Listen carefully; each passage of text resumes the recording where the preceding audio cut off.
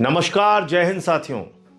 भारत के प्रधानमंत्री नरेंद्र मोदी की छवि पूरी दुनिया में ही खीखी और जबरन गले पड़ने वाले प्रधानमंत्री के रूप में बन चुकी है।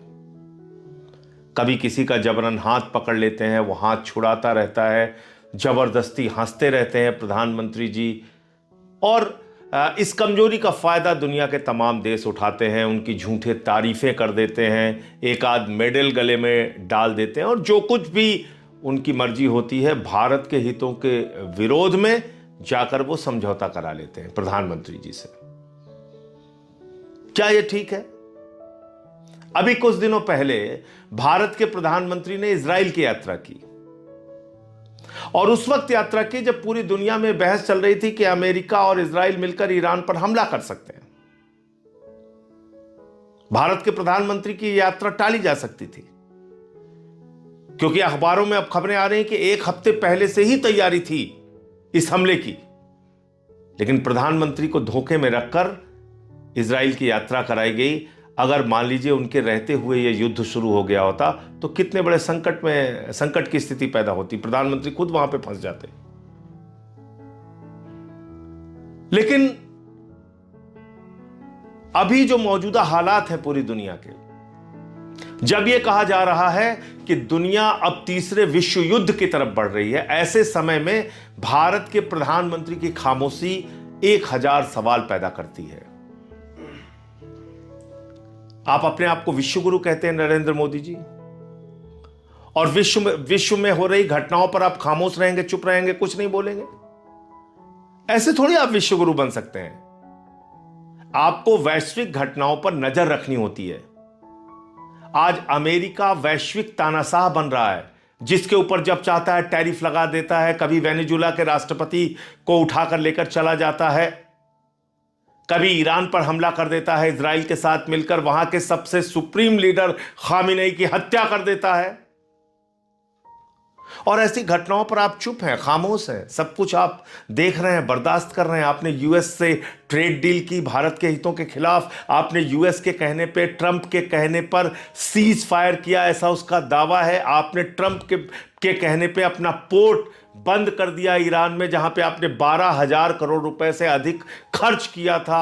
आपने ट्रंप के कहने पे रूस, जो आपका परंपरागत मित्र है, उससे तेल खरीदना बंद कर दिया, जहां से आप 40% भारत की जरूरतों का तेल खरीदते थे। आपने ट्रंप के कहने पर भारत के करोड़ों किसानों के हितों को गिरवी रख दिया।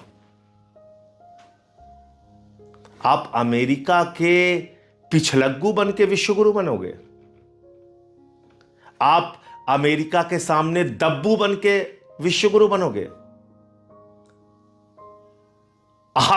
आपने देखा नहीं कि भारत के लोगों की कैसी बेइज्जती की अमेरिका ने? हाथों में हथकड़ी, पैरों में बेड़ी बांध के उनको अमृतसर के एयरपोर्ट पर उतारा गया, आपको अपमानित किया गया।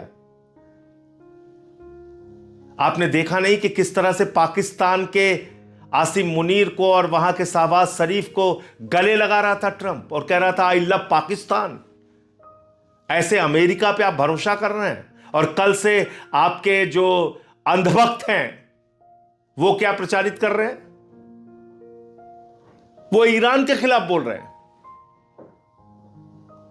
उस ईरान के खिलाफ जो आपका कई संकट के वक्त में साथ दे चुका है, जो आपका परंपरागत मित्र है। आपके अंधभक्त, आपकी पार्टी के लोग ये कह रहे हैं कि 65 और 71 में ईरान ने पाकिस्तान का साथ दिया था। आपके अंधभक्त, आपकी पार्टी के नेता ये नहीं बता रहे हैं कि 71 में अमेरिका ने भारत के ऊपर तमाम प्रतिबंध लगाए थे, 71 के युद्ध में खुले तौर पे पाकिस्तान का साथ दिया था, और 71 के युद्ध में उसने बंगाल की खाड़ी में अपना 7वां बेड़ा भेज दिया था। उस वक्त रूस ने आपका साथ दिया था। आपके चेले ये नहीं बोल रहे हैं? आपके अंधभक्त ये नहीं बता रहे हैं कि 71 में अमेरिका पाकिस्तान के साथ खड़ा था, और एक मौके पे नहीं, कई मौके पे पाकिस्तान के साथ खड़ा था।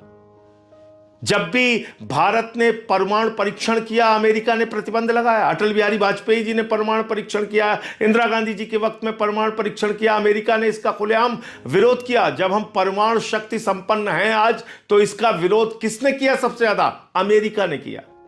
तमाम प्रतिबंध आपके ऊपर लगाए। आप ये सब कुछ भूल गए।